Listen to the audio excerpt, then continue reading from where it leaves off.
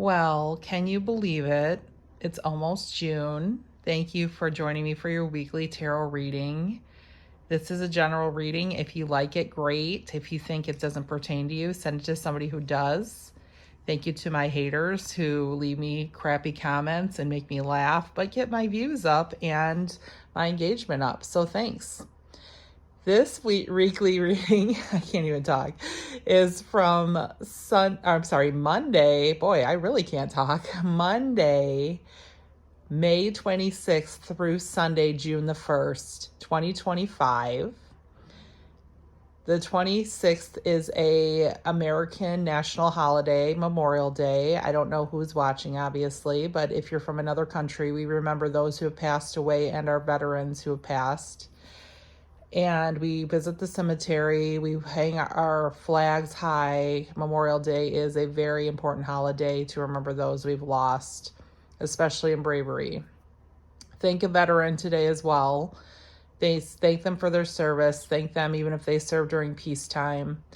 And I will get into the message. So you can read these cards a couple different ways. I'm going to bust into this. At first, I thought it might be a career reading. I think this is actually, now that I've looked at the cards a couple times, more about finances and money. And what I'm learning as I get older is money is very emotional for people. Money is very, people base their identity on the amount they earn or the amount they're in debt. There's a lot of emotional baggage that comes with feeling lack of money, growing up poor, or having just ideas about money that are limiting as far as how money affects your freedom. And that's everyone, whether you feel you earn enough money or not, whether you feel you can live within your means or not. And the way our society is structured right now, a lot of our social media is telling us if you don't have the newest thing, the best car, the most expensive house, then your worth is somehow not as good as other people's worth, or as you're not as, valuable as a person. And that just isn't true.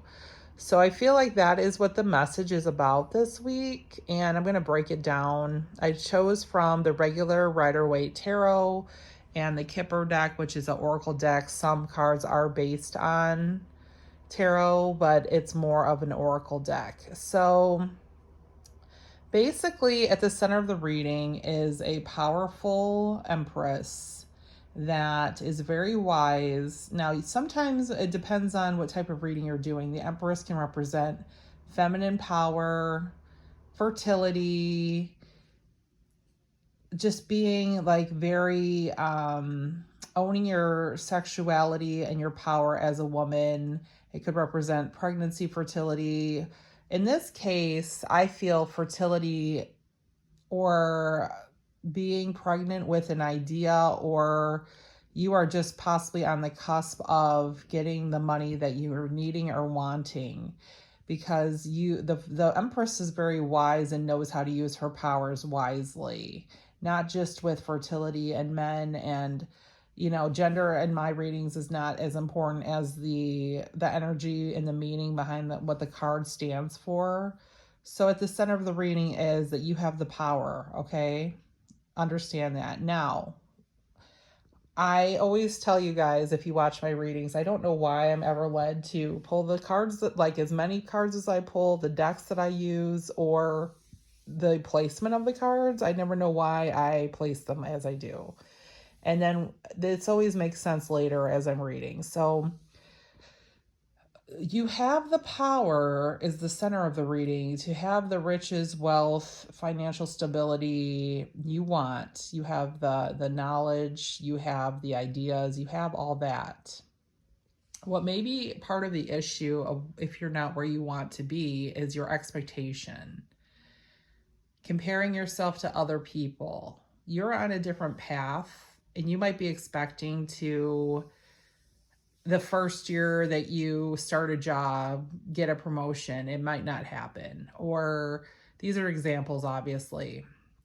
You think, oh, once I get that college degree, people are going to be knocking down my door begging me to work for their company. Your expectation may not be in line with your actual reality, and that is part of what's holding you back.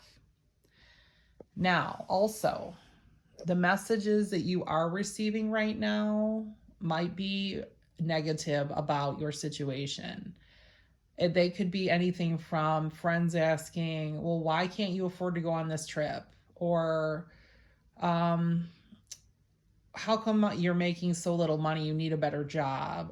Or the messages you're just getting from social media about, like, you're not skinny enough, you're not beautiful enough, you're not smart enough, you're not whatever.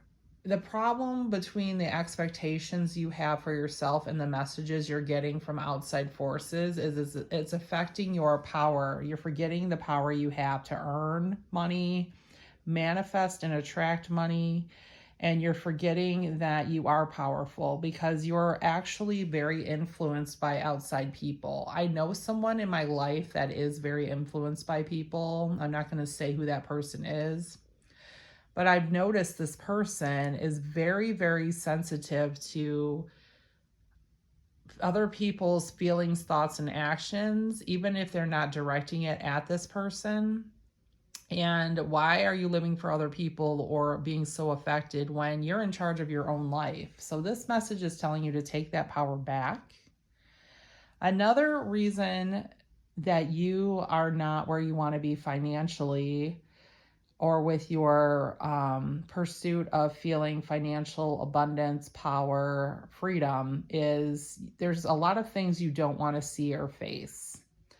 This card, whenever it comes up, I explain to people that when you see a moon in a card, it means that it's dark and you only see a little bit of the light. You only see a little bit of the picture. You just see enough light maybe to